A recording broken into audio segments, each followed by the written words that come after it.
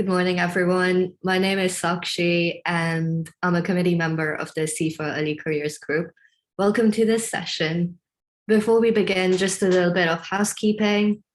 Please keep your microphones muted during the sessions. If you're happy to keep your cameras on, it'd be great, but we do appreciate that you might not want to and you might not be able to. We will have opportunities for questions during the sessions. And when we get to those, please raise your virtual hands and wait to be invited to unmute yourselves. But please do feel free to pop any questions into the chat box at any given point in time. We want this to be a positive experience for everyone. We welcome discussion and debate, but do ask that you show respect, courtesy, and consideration to everyone. If we feel that this is not the case, we will remove people from the event. There is a scheduled break in the session, and we'll try our best to keep to the timing set out in the timetable. Let's begin. For this year's CIfA Innovation Festival, the Early Careers Group hosted a Twitter chat yesterday, and now we have a roundtable discussion with a panel of experts, or dragons. We wanted to make space to have a conversation about the challenges facing our sector. This is our test pit, a safe space to have these conversations and offer innovative solutions. Our topics for discussion today are public engagement, sustainable careers, archaeological science, and EDI. This session is divided into 4 parts, each focusing on a different topic. We've gathered the thoughts and questions from yesterday's Twitter chat and are now going to bring them to our experts.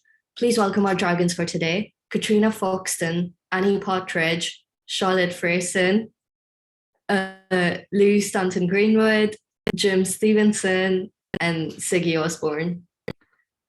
Also, please welcome my fellow committee members, Mike and Tabby, who will be hosting the session along with me. I will now hand over to Mike. Hi, everyone. We're going to just jump right into it with the first public engagement session with Katrina and Annie, if they just want to give a little introduction to themselves before getting to the questions. That'd be great.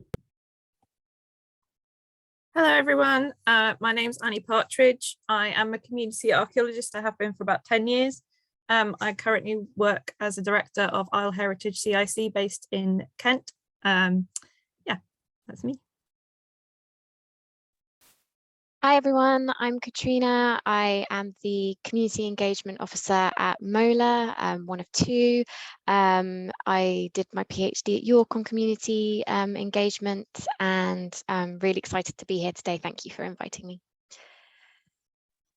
Great, fantastic. So just jumping right in, the first question that we got from Twitter yesterday was, how do we measure the ethics of public engagement? Is it enough to simply do it to be considered ethical? It's a tough question. You go, Annie. I was going to say, I don't. It is a tough question. I'm not actually sure that I can answer that because it's a bit highbrow for me, I think. Katrina, have you any thoughts? I was on the bus this morning looking at us going, oh my goodness.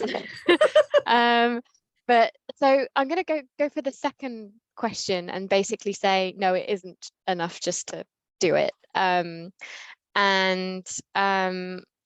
Think about so we've taken on recently as part of my team, we've been really thinking about, because we are commercially led, so we work with the commercial developers, clients who come to us with briefs, which are sometimes quite clear about what they want, and sometimes they're a bit more loose. And so we have become, through a couple of projects that we've started, we've decided to take on the term reflective practitioners as a way of being able to track the value of what we do. So we tend to take a value sort of stance in our evaluation over and above the objectives of the clients sometimes. Well, yeah, most of the time now we're sort of developing this approach as we're starting to get a feel for this new team that we've become. One of the the questions, how do we measure the ethics? Well, I mean, slightly problematic, and measuring of ethics sounds a bit formulaic, but certainly having discussions about the ethics and potential conflicting values in particular works that we do. We're, for instance, working with HS2 on the St James's burial grounds project, and actually we found that being able to track some of the highbrow issues about how to engage the public with the subject matter of death, for instance, that's been a real eye-opener, and we're still learning. So yeah, measuring the ethics is tricky, but we're certainly, as we're going along, evaluating, having discussions with the client as well about some of these moral issues with regards to our work. Great, that was a fantastic answer to a difficult question. But you mentioned that you're trying to engage with the public with things like the death and burial. So how can we use social media to diversify the audience and reach out to a more inclusive group in the discussions that we have in archaeology? And are there any organizations that are already doing this in archaeology? Hi.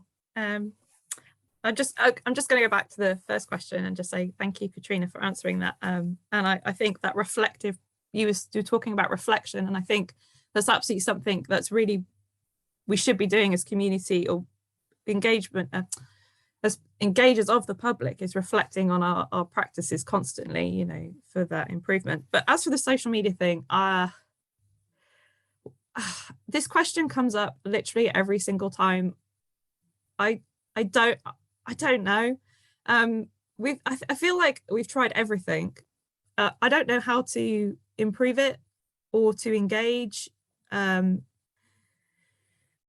don't know, because the thing with social media is because all the different platforms are for such diverse different audiences. I mean, we use Facebook a lot, but who's using Facebook anymore, you know? And then it's having the talent and the knowledge to use other platforms such as TikTok. That one's constantly being brought up because a lot of us older folks haven't got the technical know-how to do it. So the social media one, I don't know. I mean, I've really gone off social media in the last couple of years as an engagement tool, but I don't know. Katrina, what do you think? Going back to that reflective practitioner thing, that comes straight from teaching and the NHS. So it's something that's like being used. So we sort of are, she's leaving this week, our line manager, who's been amazing. She's an ex-teacher, and before that she was an archaeologist, but she's an ex-teacher. And so she was like, I was trying to explain like why I was finding some things like some of these bigger picture questions quite difficult, and thinking, oh gosh, I'm an academic doing archaeology work, bit of an identity crisis. And she was like, reflective practitioner. I was like, yes, that's the key, thank you. So yeah, it comes from teaching and NHS. But yeah, regards to social media is just basically the same kinds of circles of conversations of people and communities that we have in real life, in my opinion. And to try and like intervene in those conversations is just as like perilous as you would if you were trying to walk up to a group of people in a party, not necessarily knowing, I don't know, the social etiquette, you know. Do you know what I mean? It's exactly, you know, TikTok has its etiquette, and you really got to have like not only savviness but also inclination. So yeah, I think there are other ways to diversify audiences, not just on social media. We have tried, what have we tried recently? We're thinking about doing something with some youth groups, with ThingLink, which is a new ThinkLink, which is a new one for me. And so we're going to have to upskill. And I just want to point out, like, again, the skill sets involved in trying to understand how a certain platform works, that is always something that's taken for granted, and actually having to upskill and learn the etiquette and learn the nitty-gritty of that particular platform. Facebook is sort of something we're all sort of familiar with now because it's been around for how many years. My nanny uses it. So yeah, it's I don't think there's how can we use social media. I think it's how can we use it is to learn how to use it, but we have to have the resources and the capacity to hand to learn how to use it.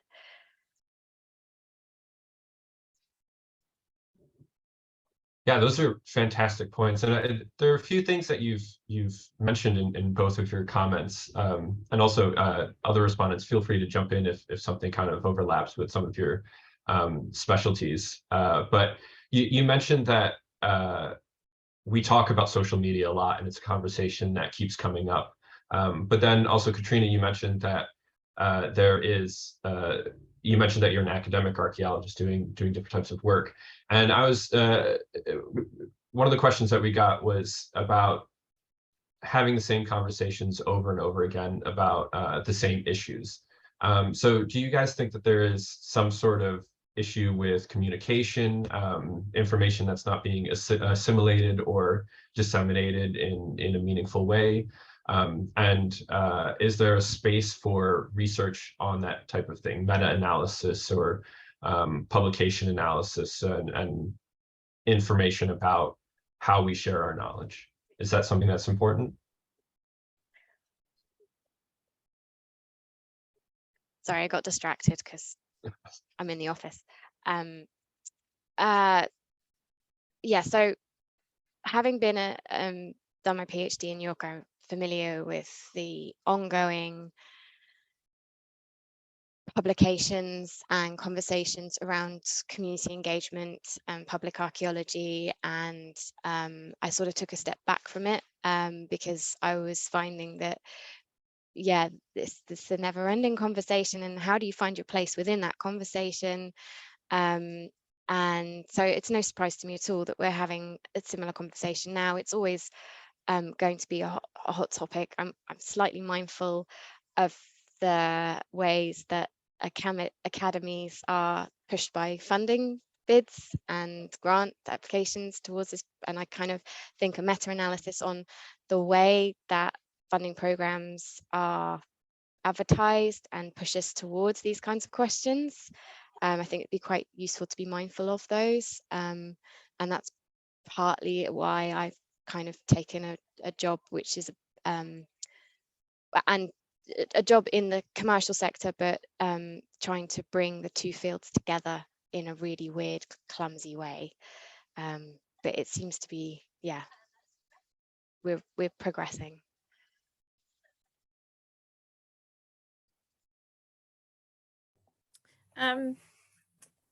I know, I don't really know how to answer this because I know there is a lot of research. I think the communication issue comes down to a sector-wide issue. It's not just a public engagement issue, it's a communication issue across the whole archaeological sector, because I know there is research out there on public engagement, but it's accessing it. Where do you go?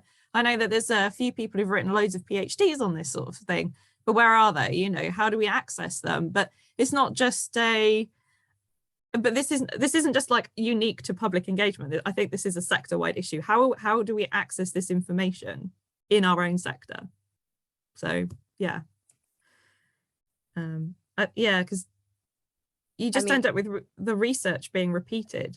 I don't know. Anyway, I'm happy to share my PhD if people are interested.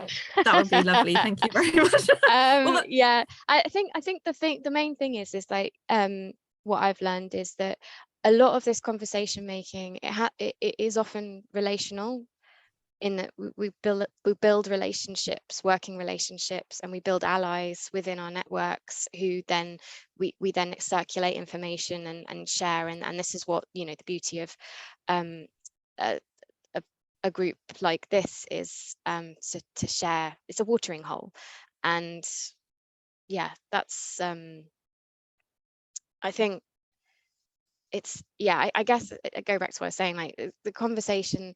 I think there are more opportunities for making great conversations work, working relations work, than perhaps as well.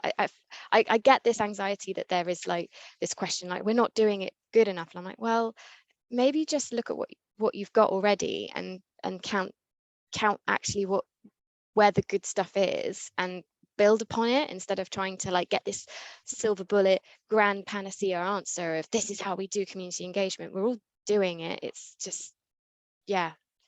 Sorry, I don't know where that sentence was going. I agree with you, Katrina. I think yeah, and I don't think we should be frightened about doing community engagement because we are scared of the sort of negatives. Because I think this leads into the next question about stigma and community engagement, which I thought about quite a lot of. And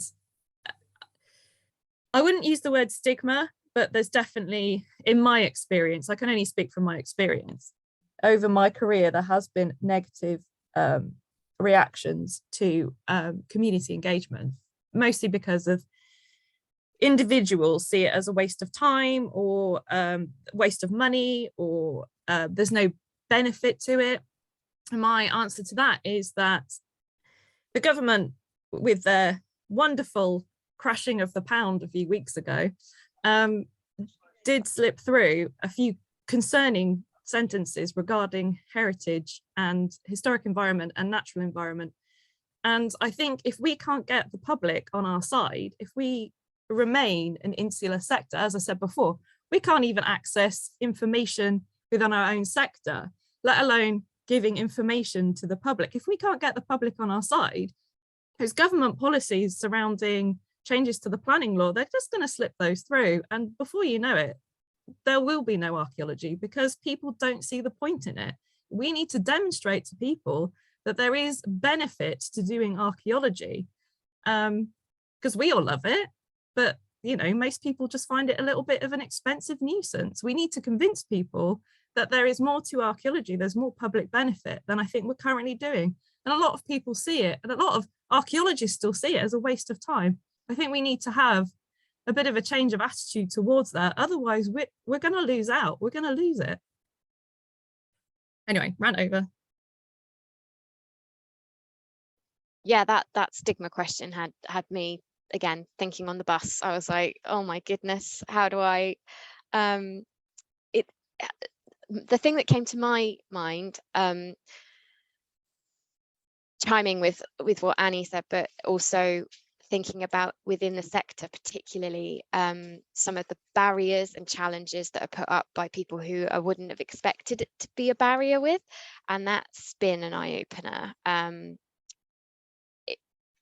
I think what I've tweeted about yesterday was along those lines, is that it would be advantageous to have community engagement, public archaeology brought to the forefront earlier in archaeologist training, so that it's not forgotten, and also to have ongoing opportunities for archaeologists to, and I put proper archaeology, the ones who actually go out to the field and do the site work for particularly the commercial archaeology. And I had a really great conversation with some field staff who basically said to me, it's really sad we never get to see all of the stuff that we find, and none of the conversations, there's no joined upness to that, like, and we feel like a sense of, it wasn't ownership, but it was a sense of connection to the archaeology that they find, and then they don't see it down the line being then shared at workshops and seeing the young people, so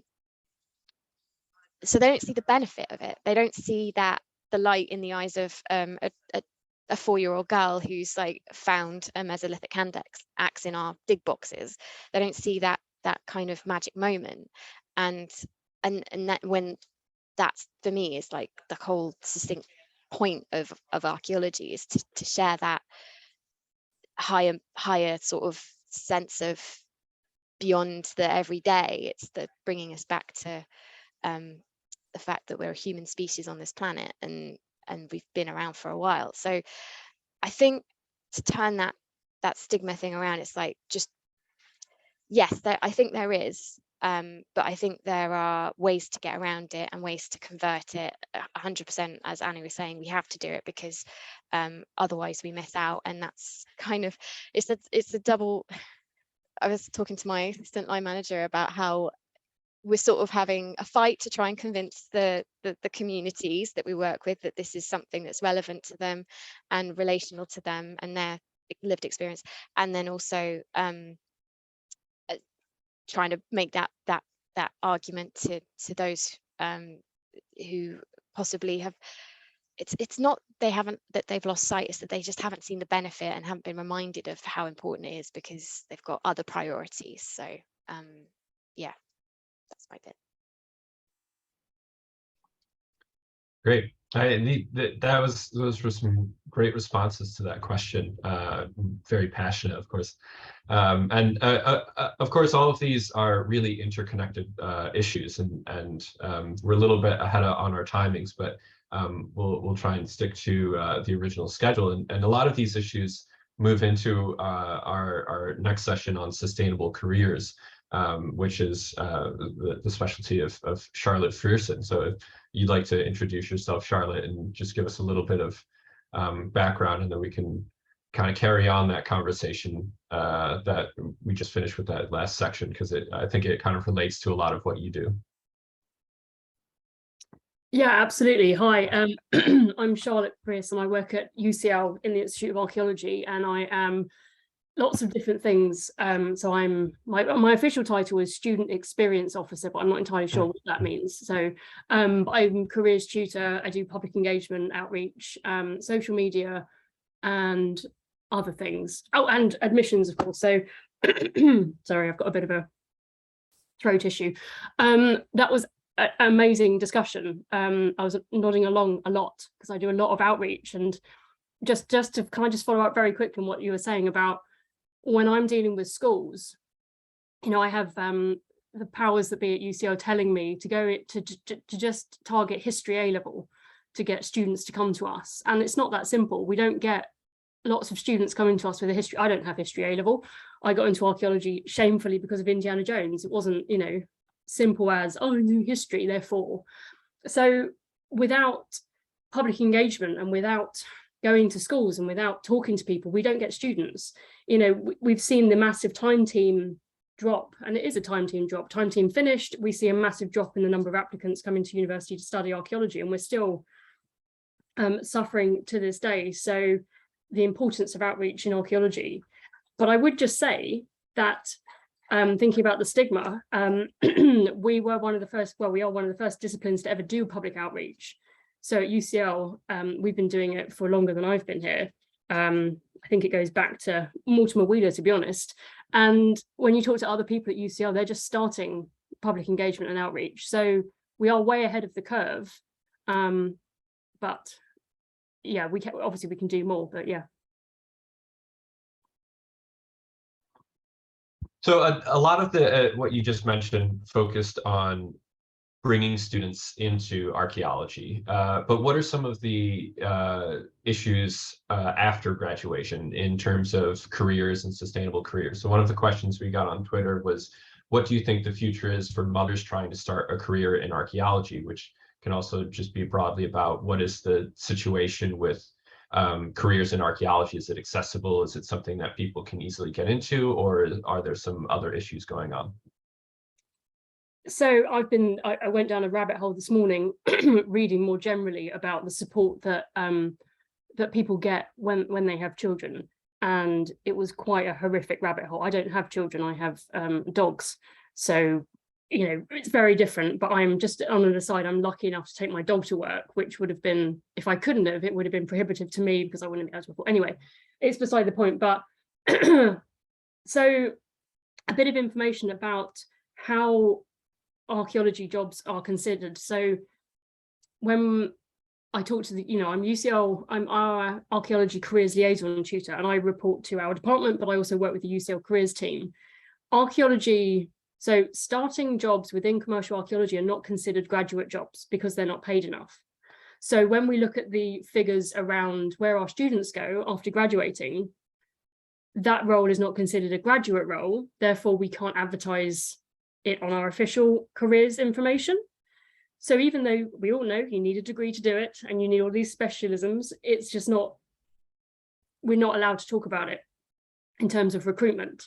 And that's, you know, we all know that's a massive problem within archaeology, that it's so poorly paid that it doesn't even come up on the graduate jobs, even though you have to be a graduate of archaeology to do the job. So that's an immediate problem that we have. In terms of my work and careers, I must say that having worked in commercial archaeology, having worked at the British Museum, which is another incredibly poor payer, I think the British Museum is pretty much the same as commercial archaeology for people starting in the British Museum, so below London living wage. I advise people to look at careers around archaeology. So when we're selling the discipline, I'm always talking about what you can do with an archaeology degree, which is in order to attract more people to come to us to do the degree and to think about their future planning. So it's really tough because we do have the placement year degree, which Sakshi is on, has just finished her placement. And we all know that archaeology is a fantastic subject to go into, but I also have to talk about things like law conversion degrees, going into NGOs, going into business, going into all these other sectors to be able to support yourselves. And to be honest, after reading this morning about the support that young families get, I just don't know the answer. I've got friends, I used to work for a consultancy, and it was around 2008 that I left to come to work at UCL, which was good timing because as I left, the recession hit and all of my colleagues were made redundant within that consultancy. And one of them has 2 kids, and he decided just to claim benefits because he then could spend time with his children, and it would have been kind of almost the same amount of money he was getting. So he just made the decision to leave the sector then. So it was really depressing reading around. Yeah, obviously it's a government issue. There's something about our Prime Minister saying that she's going to get rid of the vouchers for childcare and give people £2,000 a year instead. And I don't know if that's, I mean, I don't know how much childcare is, so I don't know if that's good or bad or whatever. But you know, within commercial archaeology, talking to people that are thinking about having a family, I just don't know the answers. I just have no idea. I mean, can they bring, is it a case of, can you have a creche on site? I don't think so, because it's a building site normally. What on earth can we do when people can't even afford to support themselves on commercial archaeology pay, let alone a family? And reading all of the comments on the Badger report, which Lou, absolutely just mind-blowing. And the comments were so familiar. You know, I can do archaeology because my partner works in something different. My partner works at the British Museum, so, and I have a university job. That's how we keep going in London.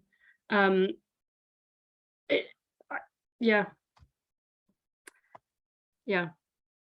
it's definitely some you know, very difficult topic to discuss. And Lou, like Charlotte just mentioned, I forgot to introduce you. I'm terribly sorry about that. But you are also one of our sustainable careers experts, and as Charlotte mentioned, you're involved with the Badger survey and some of that outreach.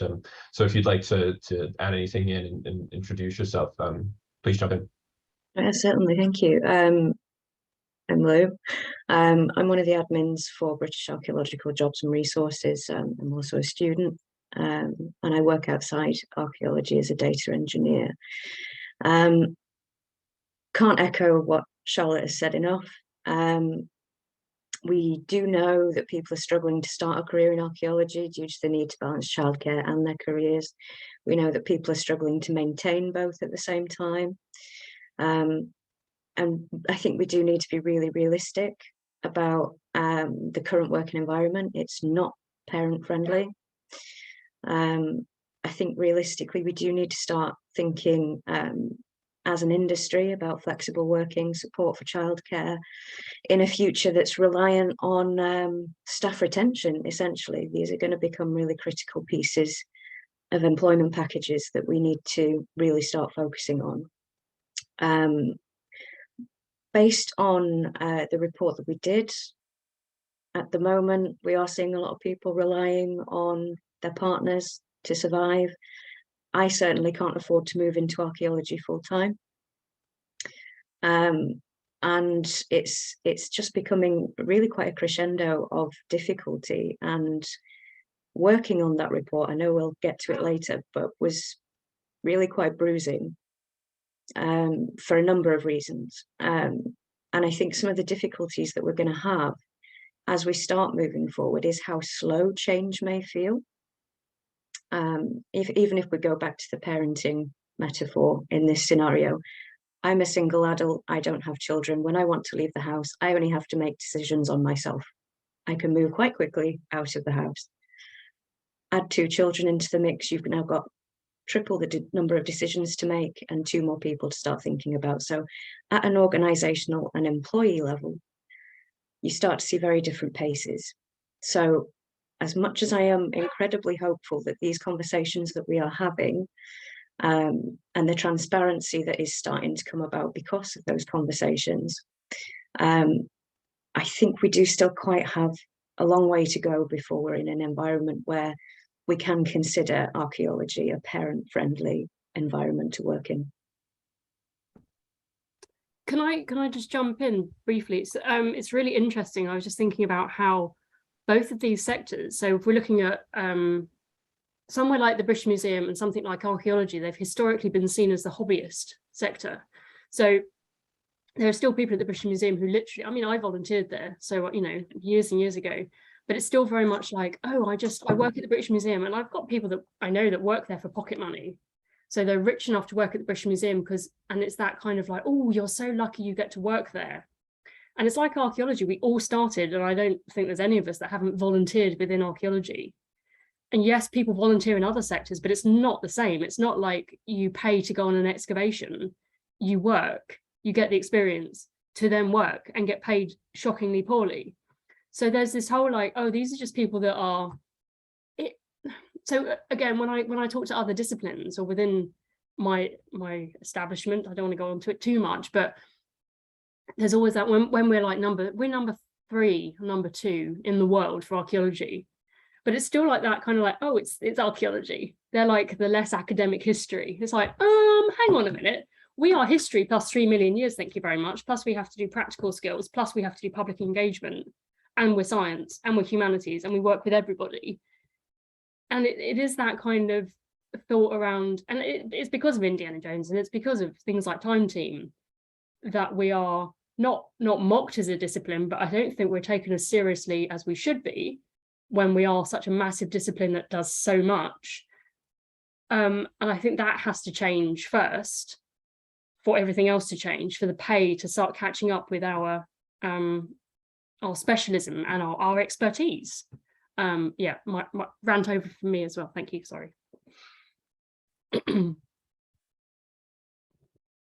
Yeah, I mean, that's fantastic. And that kind of leads into the next question. But I want to take it out a little bit more broadly, because the question was specifically about what are the roles that university departments play in developing sustainable careers. But what does the field of archaeology have to do together to develop these sustainable careers? It's not just a single part. It's not just the commercial sector, or academia, or heritage or museums, but how can all of these groups work together to really promote sustainable careers? And particularly in the work that you guys do, how is working more collaboratively together something that could help you with sustainable careers? I think it's what we were talking about before about communication. So it's a lot to do with communication. I mean, we are lucky enough to have our own commercial unit. Again, Sakshi has worked for them, Archaeology Southeast, UCL Archaeology Southeast. And we are working with them more efficiently. So before now, we haven't really worked with them that much. And it seems like a complete oversight on our part that we don't work with them more, because they are thinking about the work I do on social media, I can only post things about field work if we're looking at it from an academic standpoint in the summer. But if I'm working with Archaeology Southeast, I can keep posting loads and loads and loads and get more people interested in archaeology. But in all the ways, we not to besmirch academics, but sometimes some reports do take a little while to come out. Having seen the Boxgrove report, 40 years after it was started. But again, commercial archaeology, you have to produce these reports quickly. So there's constant information coming out. and it is academic in itself. So the fact that we don't work more with commercial units seems like a massive oversight in all the ways, because they are the professionals, they are the ones that are doing the work day to day. And it's mind-blowing to me that we don't work more with them. But again, as careers tutor within the Institute of Archaeology, it's really tough when I'm talking to students who, you know, perhaps we have a lot of overseas students who want to stay in the sector and work within archaeology in the UK, and they simply can't, because the amount that's paid is not enough for them to stay here and work.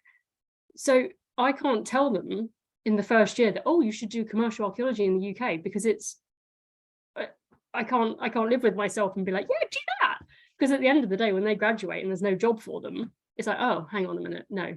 So it's really tough. And at a university level, I just, you know, we offer things like, you know, mock careers interviews, not mock careers, that's insane. Mock careers interviews in the third year, where we literally interview them and we say to them, choose any job. And a lot of them go for, like, you know, jobs in banks and all sorts of different jobs. But we train them up to at least be able to do an interview effectively and talk about archaeology and relate it to other careers. So again, we're looking at it in what can an archaeology degree do for you, not necessarily how to get into archaeology. So I mean, we're not helping in that way, but at the moment, I don't see what else we can do.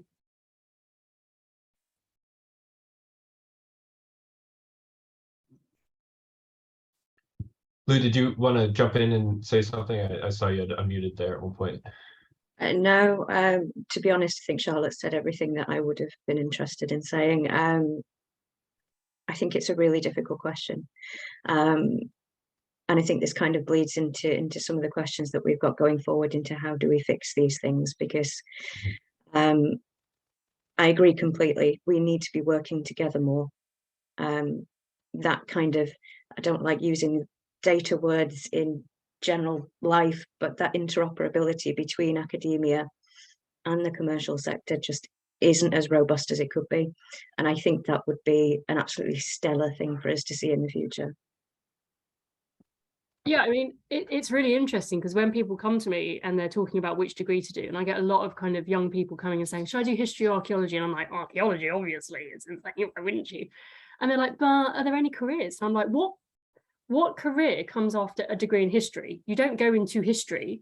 An archaeologist can go into archaeology. There's a direct career to go into. It's just a shame that it's so poorly paid that so many students now. And I've run I've run community archaeology digs. I've done one in the park in front of my house, and I had these 6 and 7 year olds, and they were digging away, and they were literally like, how much do we get paid? I'm like, what, right now? Nothing. And they're like, well, how much do we get paid? They're 6 and 7, and they're asking me how much they get paid when they're 24. And I'm like, oh, this is really awkward. And I told them, they were like, nah, no, I'm going to go into something different. I'm like, fair, excellent, well done, you know. So they're really savvy, and I get it. And, you know, we're talking a lot at work now about the cost of living crisis for our students. So if you put that then on them graduating, anyway, yeah.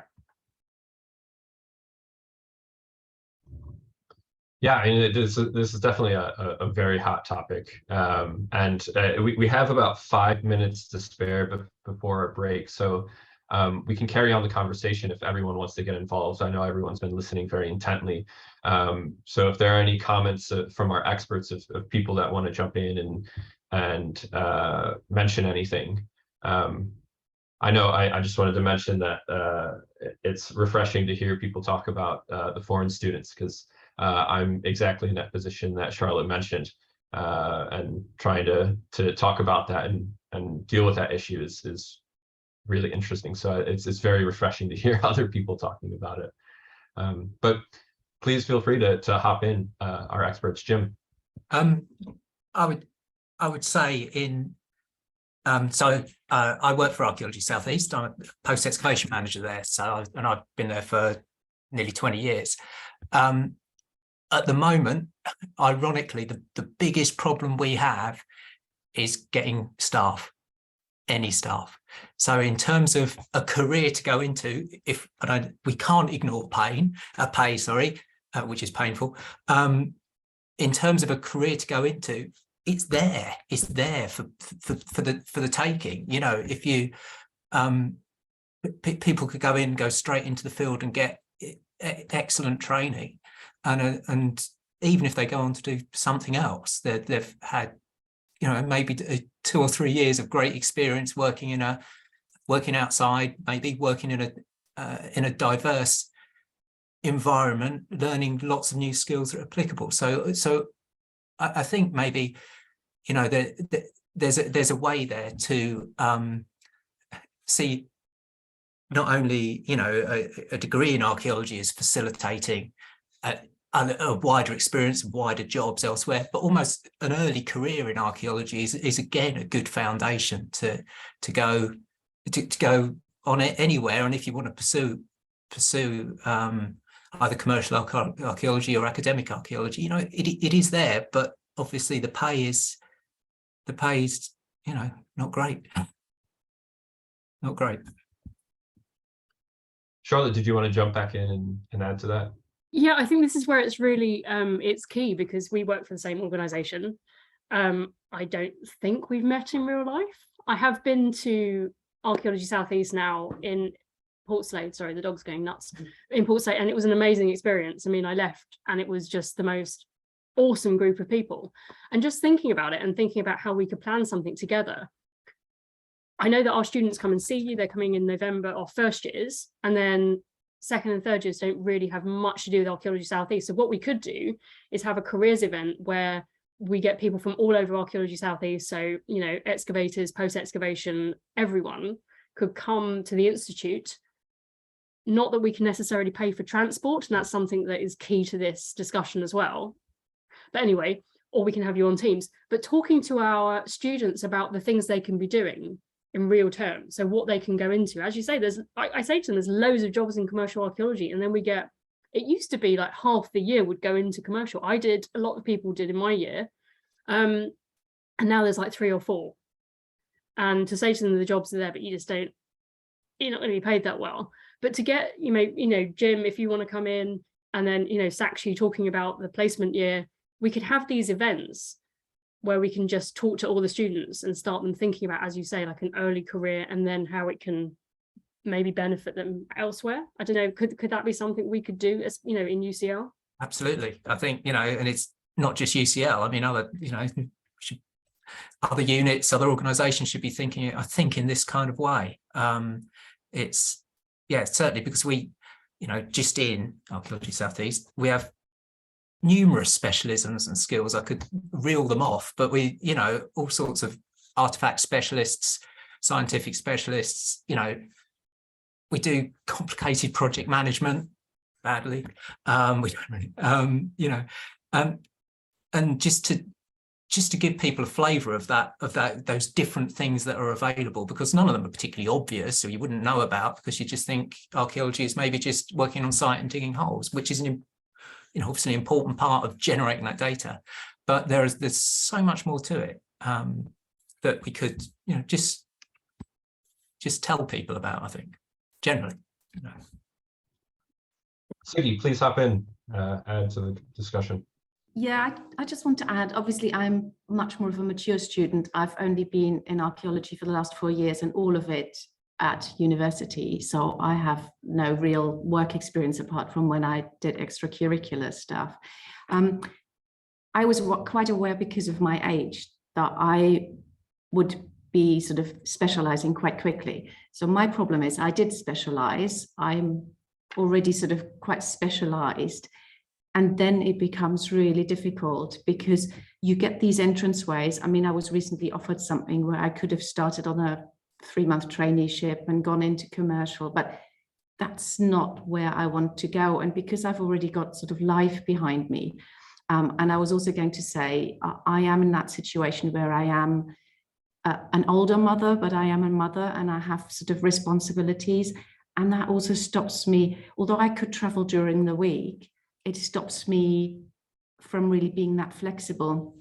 And I think a lot of us have a lot more life to consider. So I have seen lovely jobs advertised, but I'm stopped from applying for them because of life as well. And I think potentially that's something that students find as well, that, you know, first of all, it is the cost of living, but it's also where they live, how they live, and, you know, perhaps they're not as flexible anymore. They're much more tied into, and because of all the money they're already investing into their education through the grant system, you know, it is quite scary to then go into a job that really doesn't pay you that much, and where the prospects potentially aren't that great either. Yeah, absolutely. And it's really interesting that if you go straight into archaeology, of course, you wouldn't be paying back your student loan because you wouldn't earn enough to pay it back.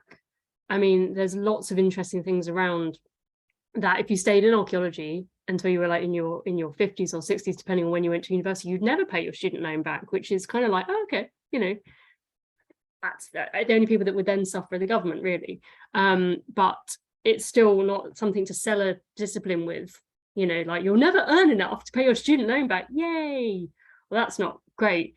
But yeah, it is. I remember recently I was looking at a really good job up on Orkney, and I was like, oh, I would totally go for that, until I looked at the pay and realized that I have a mortgage, and, you know, again, only dogs, but still, it's like, I can't do this. And looking at other sectors as well, so I was looking at NGOs, I suddenly realized that I should be doing something for the world. And I looked at the starting salary for an NGO in London, and I was like, absolutely not. It's about the same as archaeology. So yeah, it's yeah, you realize we need money. Yeah, these are absolutely fantastic conversations. I think a lot of it comes back to that communication issue that we've been kind of talking about. It's that underlying theme, and a lot of the value of things like Lou and the Badger survey, and things like this, where we can get together and really talk about things and discuss the difficult topics. But right now we're going to take a short break. We'll reconvene at 11 o'clock to carry on the conversation with archaeological sciences, but we'll continue this conversation at the end, where we have a little bit of time for more questions and some discussions. So I'll see everyone back here in 12 minutes. Great. Archaeological sciences. Oh, okay. We're going to move into our archaeological sciences section with Siggy and Jim. So if you'd like to introduce yourselves. Yeah, hi. So I'm Jim Stevenson. I work for Archaeology South East. As I mentioned before, I'm a post-excavation project manager. Been that for since 2007, however long ago that is, and was a field archaeologist before that. Yeah, I'm Siggy. I'm currently finishing my master's bioresearch at Bournemouth University. And like I've said before, I've been in archaeology for about 4 years, all of them at university studying it. So our first question is about the accessibility of archaeological science and training. I know I'm a photogrammetry specialist, so I'd be interested to hear some of your comments, but how can we make archaeological sciences and our training more accessible? A lot of it is very complicated. It requires advanced degrees in many cases, and sometimes it's very niche. So, you know, what are some of the hurdles, some of the issues with accessibility and with training that you think we can overcome? I can sort of answer, well, sort of try and answer that, I think. So from the point of view of a unit working, you know, working commercially with a big team of archaeologists. So we've got like 120 staff generally. We have a sort of post-ex department and field work, people out in the field.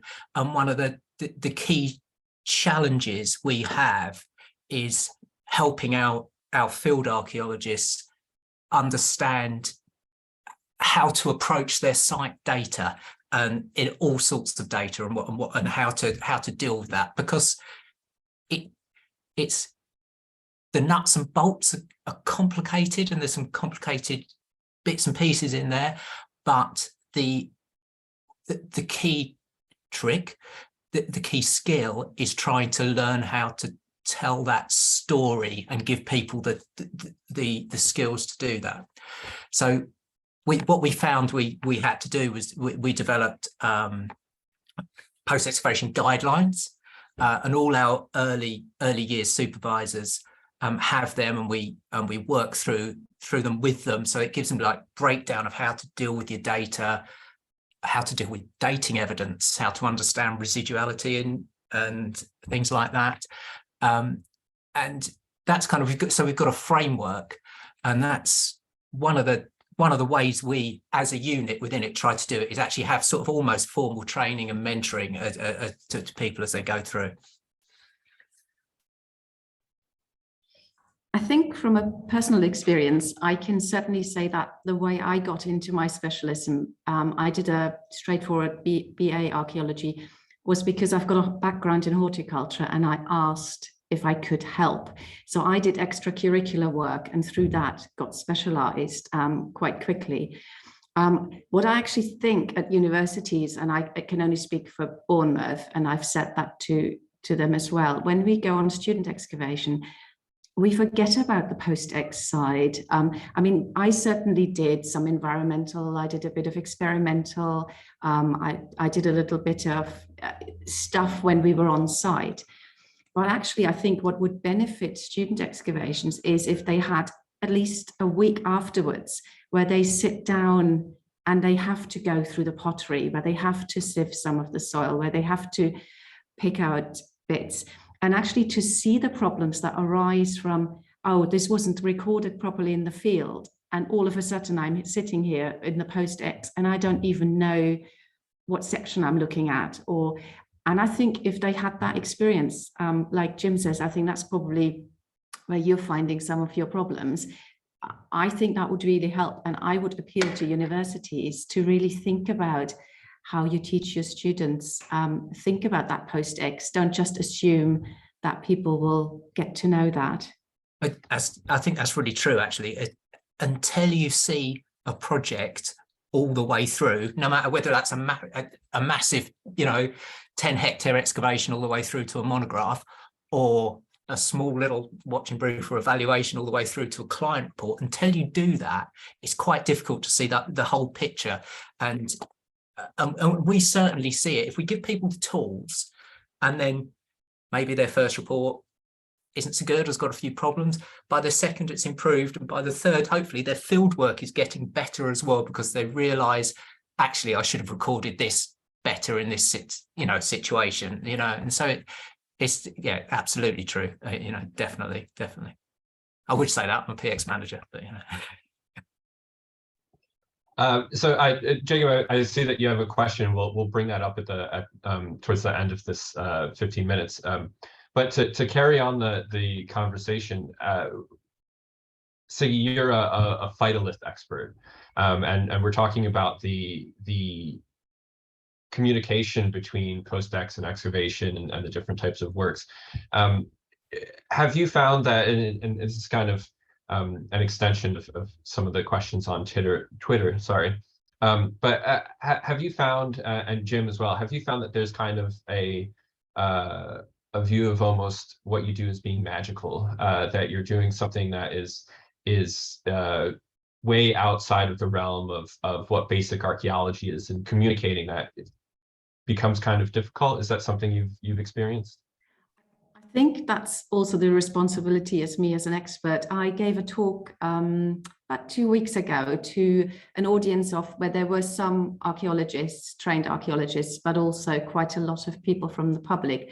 And they later on came up to me and they said, oh, we didn't quite get the sciencey bit, but, and I think because I understand my material so well, I think I need to learn to communicate that better. And that's actually about outreach as well.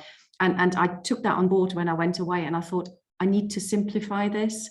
I'm making it too complicated because I understand it. It makes so much sense to me.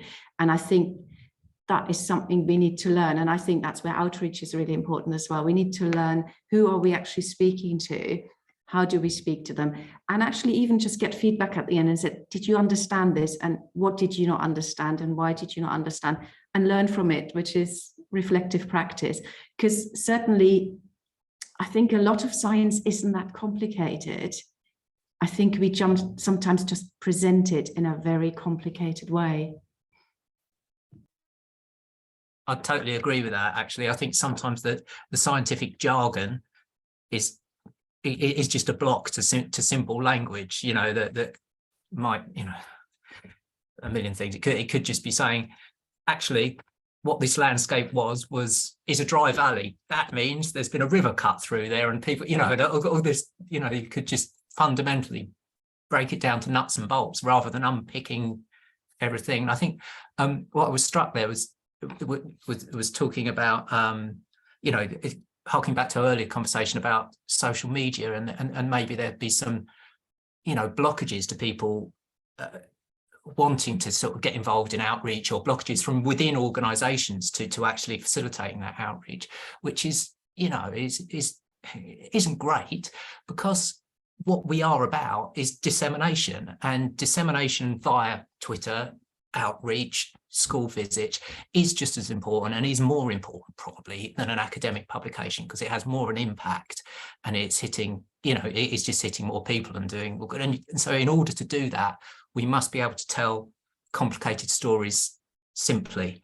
And if there's one thing, bring it back to our training people in post-X, early careers people in post-X, and later careers people in post-X, actually a lot of the time, frankly, is you need to be able to tell a story.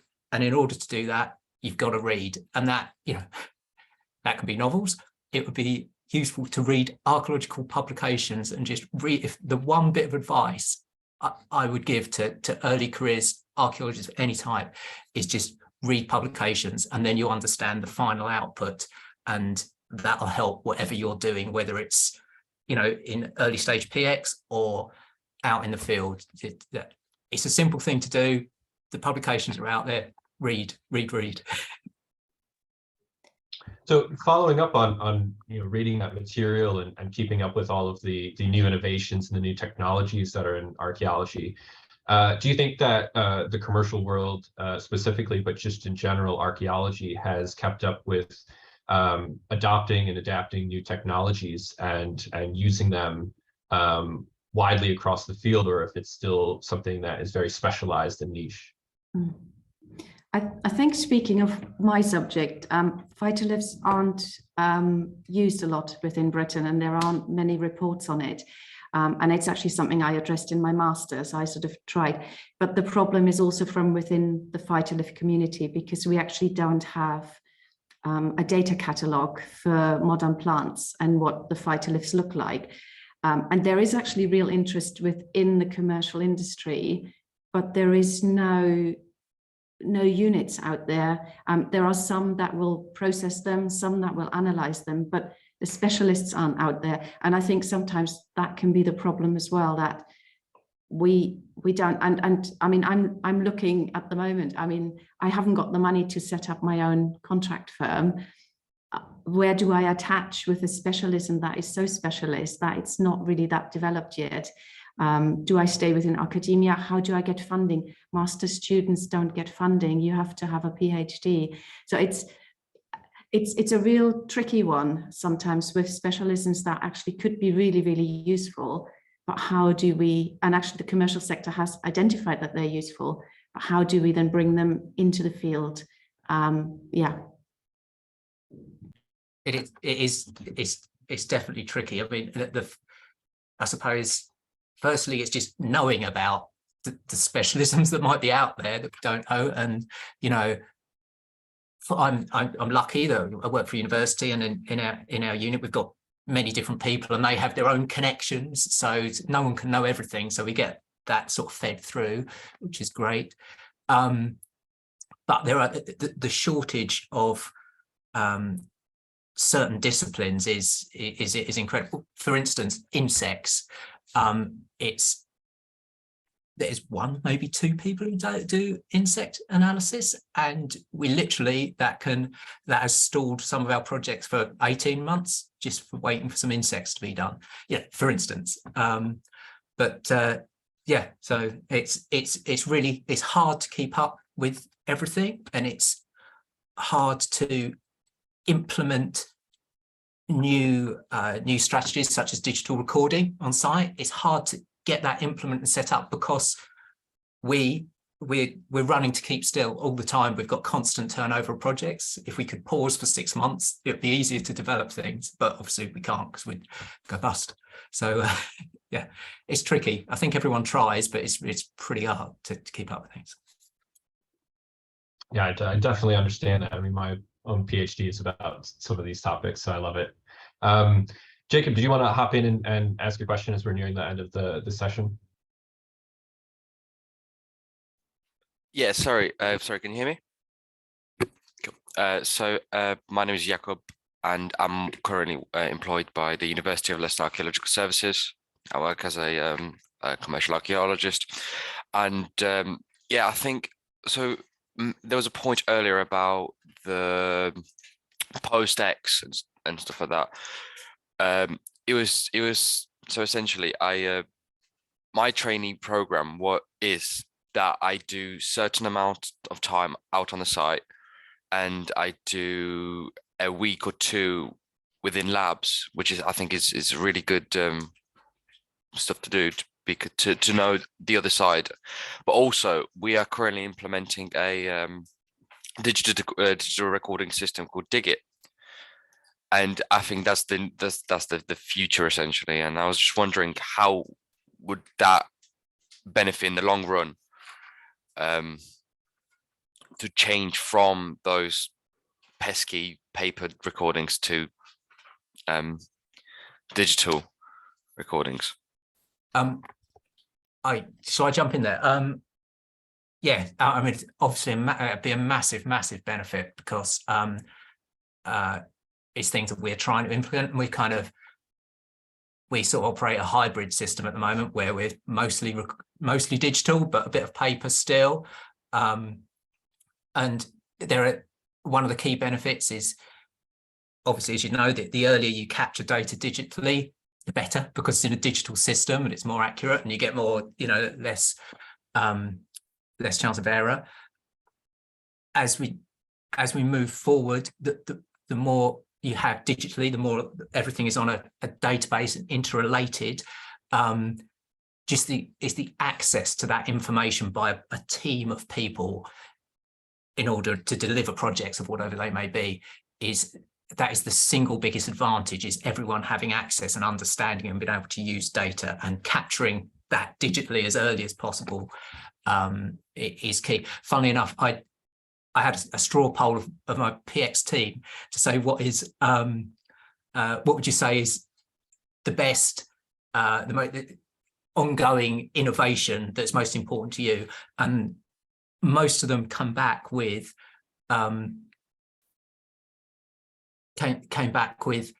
actually integrated data and being able to look at where my assemblages lie within a site, and what that means is the single biggest ongoing improvement to the things we did. So you're absolutely right. Digital is critical. It's critical. So was there anything you wanted to add in there? Just a question, really, with the digital one, how easy is it to use? That's just, I'm speaking my age. Anything that's thrown at me that's completely new can be really quite hard to learn, and that sometimes can be a barrier. And I know that's something I have to work on. That's something I've criticized in myself, and that I have to really work with. But obviously, if you're bringing that in, how easy have people found getting on with digital recording and actually getting the information out? Are they all able to access it? Or, it's a bit like with ArcGIS and QGIS, some people really struggle with that. Is it as complicated as that to get to things? Yeah, I mean, I can hop in on this actually. And it also kind of leads into our next session, which will be starting now, but with everyone included on the panel. But I've actually been researching Digit and digital technologies for my PhD, and Digit, one of the things that they have been focusing on is the accessibility aspect of of data digital collection. So they're trying to, work with things like dyslexia, so you can, use different types of data collection, like images and symbols. I know that there are a lot, I'm not a specialist on this aspect, but I know that there are a lot of issues around accessibility that can be answered or improved with digital technologies for people who can't normally write or use paper records and get out in the field in the same way. But now we can move on to that discussion and talk about the EDI issues in archaeology. And I see Annie has something she wants to add to the conversation, so please hop in. Hi, yeah, sorry. And now I've got, oh, there it is, lower hand. There we go. Yeah, so we, just on the Digit thing, we recently as a company moved to Digit purely because it was the only accessible, well, it's the only one we could find at the moment on the market for people to use. I've personally, because I've been using it, it's different, but there are pros and cons to using the digital thing. I think it's not perfect, but I am finding it easier because, as Michael was saying, the interface, the interface is, I personally find it's a lot more prompting. There's a lot more prompts and certain, I think you can download a free sort of trial of it if you want to have a little look around and a go at it. Yeah, it takes a bit to get used to because I'm very old-fashioned. I'm very much about my paper and pen, but it did take me a minute to get used to it. But I think it's not the worst, and it's not to be frightened of. It's very user-friendly, and in some aspects I would use it on community sites. It's that kind of easy to use in a way, yeah, so don't be frightened of it, Siggy. It's fine, it's really good, don't worry about it. So moving on into this last session on equality, diversity, and inclusion. Lou, you're on the EDI committee with CIfA. So would you like to hop in and talk a little bit about EDI and what it means in archaeology and some of the things that CIfA and you are working on? Yeah, certainly. Bit of background is probably a good place to start. The EDI committee with CIfA was originally a special interest group. We progressed out of that into becoming a standing committee because we decided EDI is not a special interest. It's something that should be in the core of everything that we do. We are very focused on looking at how we can improve within CIfA and without CIfA. So what can we do to drive change in the sector? And we are looking across the board at whatever we can. Essentially, we aren't stuck on a particular topic. We are looking across it. We did also, may have seen, recently release a survey on EDI in the sector. We're hoping that will help us to inform how we progress with the strategies and within practice. I love data. That might have been apparent, but for me, once you've got some data, you can work miracles with things. So as we progress, once we've actually collated that data and had a look at it, we will be starting to consider what that means in terms of looking for the future. And I certainly think that moving to digital platforms is actually going to be really helpful in terms of EDI, particularly where people have specific needs or specific preferences in the ways that they do their recording or access their data or receive their information. We were talking earlier about making sure that you're doing your reading and getting up with how to tell the story of archaeology. That becomes really important when you're considering EDI, because it has to be the story of all of us, and it has to be an accessible story for all of us and inclusive of all of us. So it wraps up everything that we've been talking about.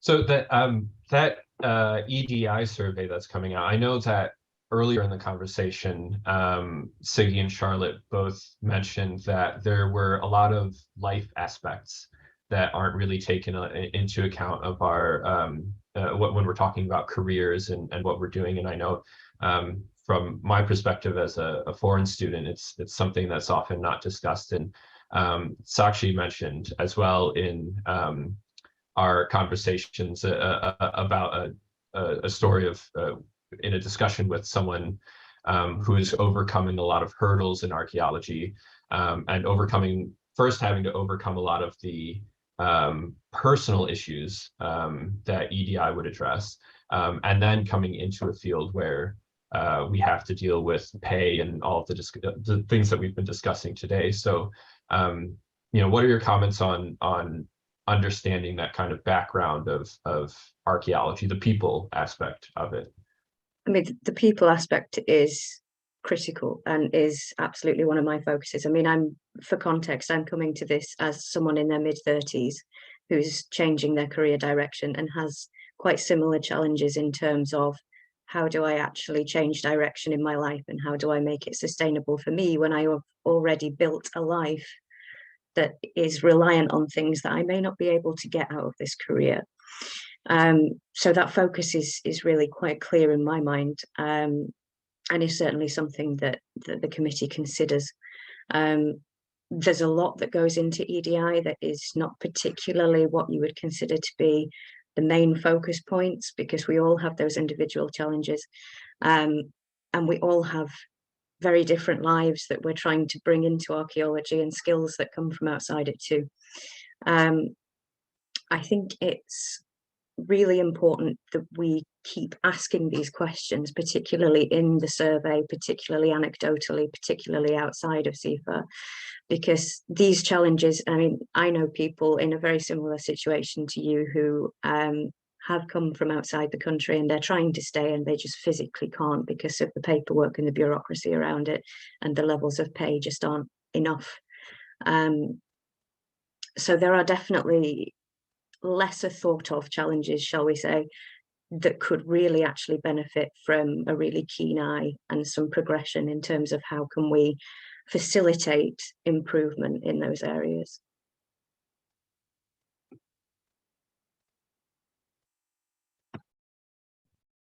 Everyone can jump in. This is a topic that is open for all of the panelists. So if there's anything anyone would like to add, please feel free to just hop in. Siggy. I'm just being nosy. Obviously, I'm not within the commercial field, but obviously I've heard about the mental health first aiders, and we had one on our student excavation this summer, which I thought was really interesting to observe that, and I thought it was really helpful actually, and really useful for the whole commercial and for the whole dig. But I'm just wondering if any of you within your commercial sectors have had experience with it, and how that's impacting. Is that actually supporting staff? How is that person who is that mental first aider finding it? Because it can take some time away from their job as well. Is that accepted by the employer? Just a general sort of question about it.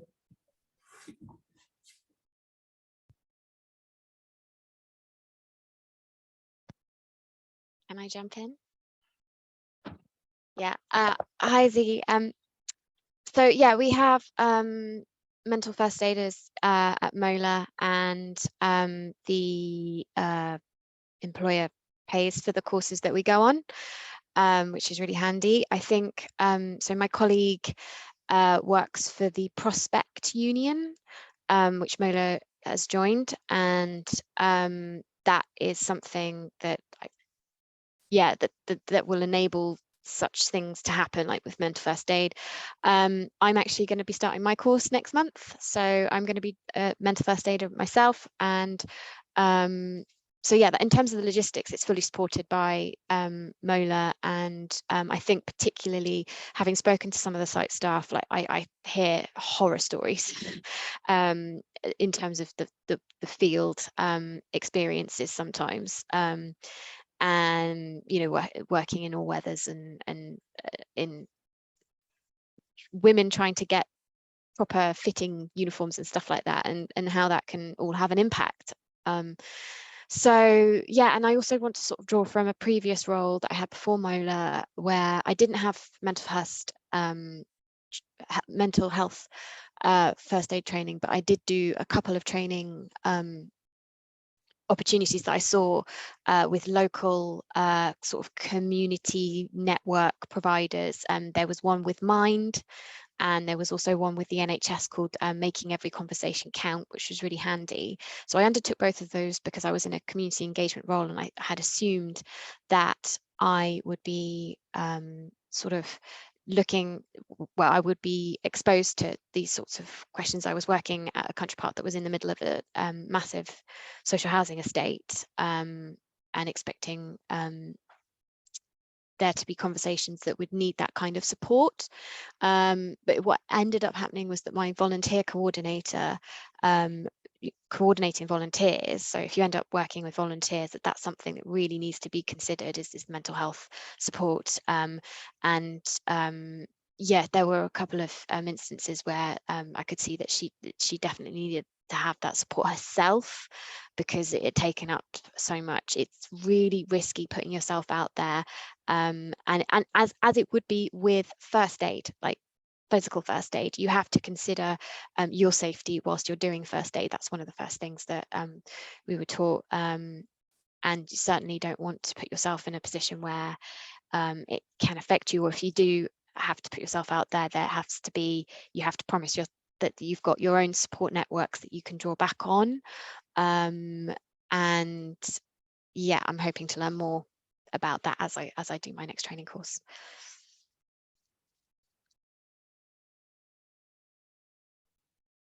Charlotte, please hop in if you have something to add. Yeah, I think a question for Katrina as well. How long is your training course for the mental health first aid, just out of interest? Yeah, it's a 2-day one. Okay.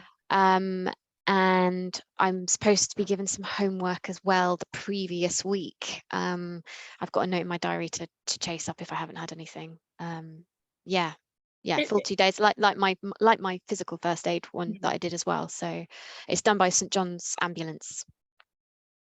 It's just interesting because we did a few years ago. I'm a mental health first aider at UCL in the Institute, and it's an interesting one. I think ours was a 1-day course, and we were given a book, an A4 book of like 1,000 pages, and it felt a bit like, and I'm not at all doing it down because it is important, and I'll tell you what my most important takeaway from it was, but it kind of felt like they were saying, okay, now you deal with the students, all of them, with your 1 day of mental health first aid.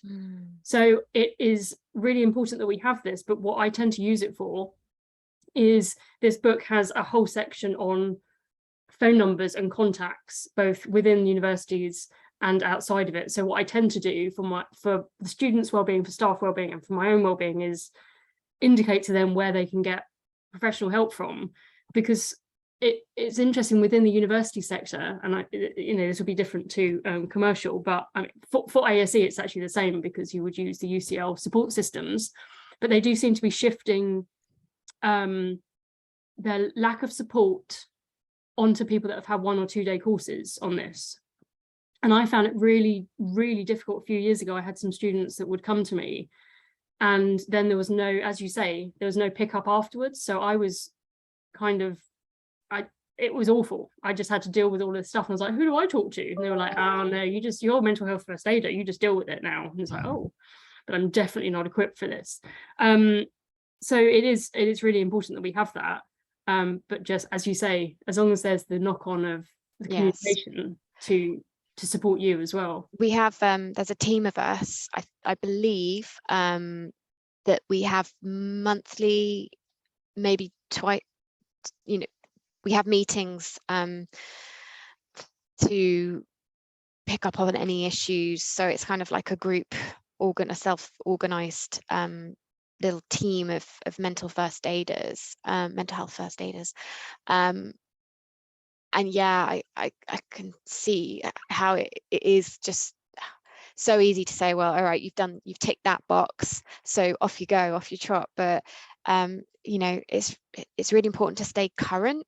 Like with any skill set, you have to stay current and you have to stay practiced. So yeah, I mean, I've put a lot of work into trying to you know, self-initiate and go on these extra courses that are out there. Like that was the other point I was going to make. There are extra courses out there, but yeah, it could so, and again, it's kind of going back to our previous point, we have to push back against like tokenism and underselling ourselves, because these skill sets are so valuable, and they can't just be taken for granted.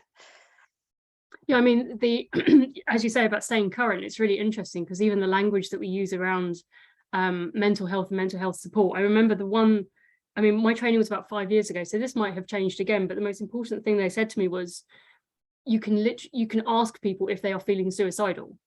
And when she said that, it was like, oh, okay, that's good. So when students come to me, it's the first thing I ask them, because if they say yes, we go straight to UCH, we go to the hospital, and we go to, you know, A&E, and then we sit there together.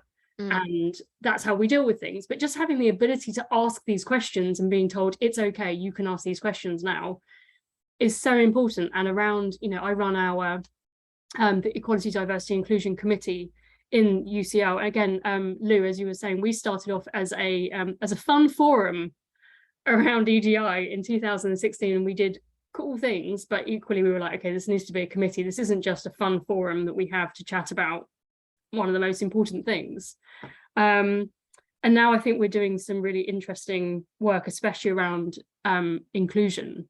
And Michael, as you say, I've just written on my list of things to do is to add overseas students to the agenda, to discuss more support around overseas students as well, because now for our first year undergraduate, we have half of our first year undergraduate overseas students, and that's never happened before, and we're not equipped to deal with the support that we need to give. Yeah,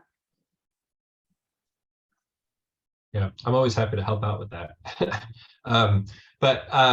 So there's a lot of talk about mental health, and yesterday was International Mental Health Day, for those who aren't aware. But there have been a lot of questions about a lot of the moral and ethical dilemmas in archaeology. So one of the questions earlier in the chat was about environmental vandalism. I know at the London Area Group CIfA committee recently, we had a major discussion about the impacts of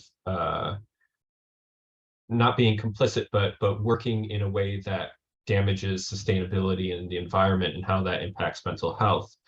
So looking at this on a broader level, is how is a lot of what we do as archaeologists and the state of archaeology and our careers impacting things like accessibility and then our mental health once we get involved in archaeology. So, you know, having, like we mentioned earlier, having to overcome a lot of hurdles just to get into a situation where morally or ethically or mentally it's draining on us. Are there any positive things that we're doing that are trying to kind of combat these things? Are we, you know, addressing these on a larger scale? If anyone wants to hop in and talk about some of the difficulties they've faced or some of the discussions that they've had, please feel free to hop in. Sakshi, go ahead. I mean, yeah, I think just going back to the conversation I had with a woman a couple of years back, it was, I think Mike mentioned that it was about all the hurdles and all of that. I think ultimately what she said is that it's a systematic issue. It's a systematic problem. It's not something an individual organization can sort of fix. And as a whole, like, I mean, everyone's doing their small bits. I understand that. And I can recognize that. But systematically, what all can be done? Because obviously I understand that politics are at play. And well, in the current socio-political climate, EDI is still a big issue. And how does that factor into all of these? Because, I mean, it comes down to mental health. It comes down to being an international student or just being an employee from overseas, and it boils down to, you know, inclusion, diversity, but how can you get there, and how can, well, archaeology as a sector kind of work around the socio-political issues?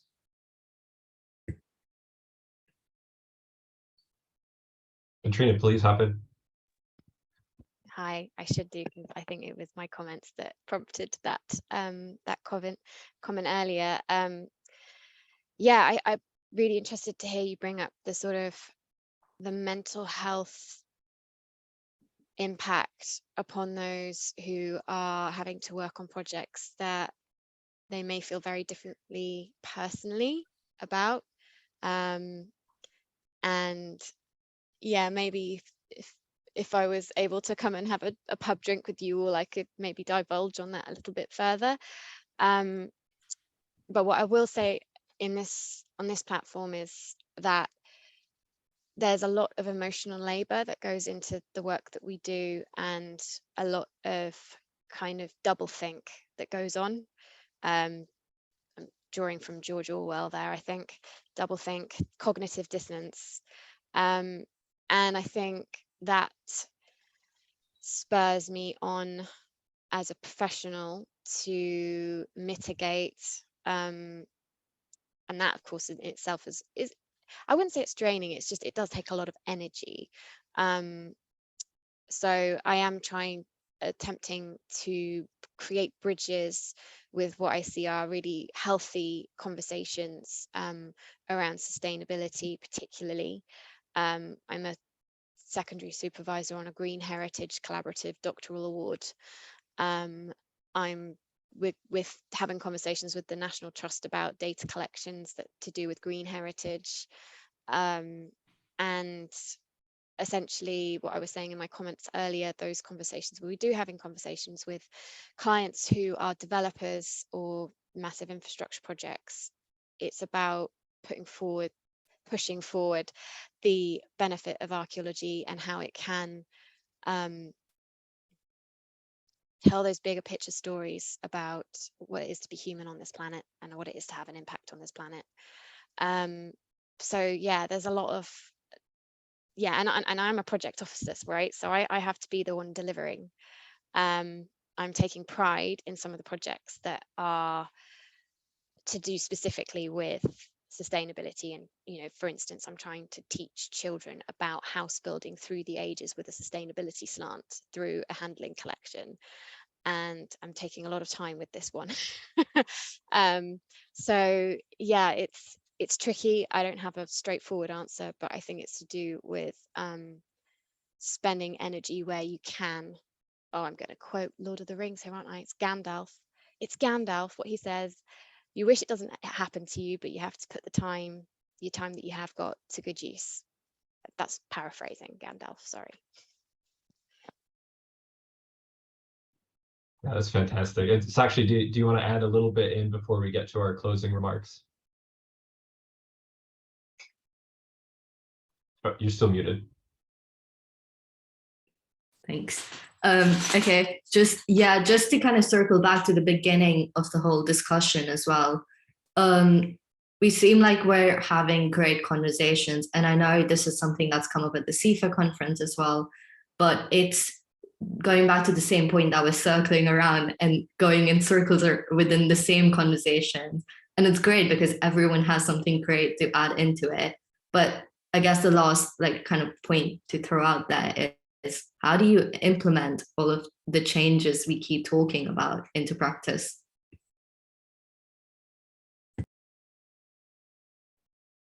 If anyone wants to hop in with maybe a suggested solution, Annie, please. Hi, yeah, I think so I'm on the voluntary and community special interest group, and this is something that we when we all sat down years ago and we listed all the problems that we were going to fix.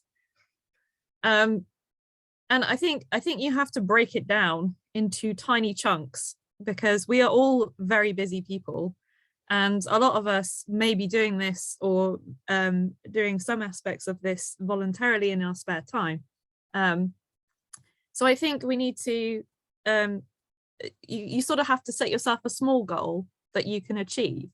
It's overwhelming if you look at it in the bigger picture. I mean, we've just had a massive conversation over a couple of hours about this, and if you tackle it as a whole, you're not going to make any impact whatsoever. So you have to take a small piece and achieve that, and then move on to the next piece and move on to the next piece, because this is not going to change overnight, and change is happening. It's happening very slowly. It is coming, but we just have to do it like a little bit at a time. Just slowly, make an achievable goal and then achieve it and then move on to the next one.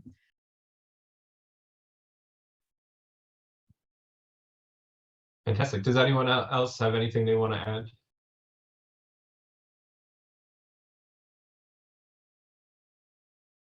All right, I think it's just on to closing remarks from Sakshi and Tabby. And I want to personally thank everyone for coming along. It is an absolutely fantastic conversation. I think there are a lot of things that have been discussed that really need to be addressed, but it's really positive that we're able to have these discussions and in a really great, friendly way. There wasn't anything terrible that happened, so that's fantastic. Well, just to echo what Mike has said, thank you very much for everyone for attending our session. We hope, like you say, we encouraged a lot of good debate and discussion. I've been live tweeting what we've been saying on Twitter, if you'd like to go and have a look. I'll add the Twitter link. And then we also have an Instagram if you'd like to see the early career group, all on our work and what we get up to on a daily basis. Sakshi, did you have anything to add? No, I mean, just thank you everyone. We really appreciate it. I think we were also gonna try to keep these conversations going on our social media. So if you guys ever have anything to contribute, please do go see the pages, because we're gonna keep trying to start these and keep more conversations going. Yeah. I'll just share the links now. There we go. And also thank you for CIfA for hosting this. Brilliant. Well, that will be it. Thank you. Thanks, everyone.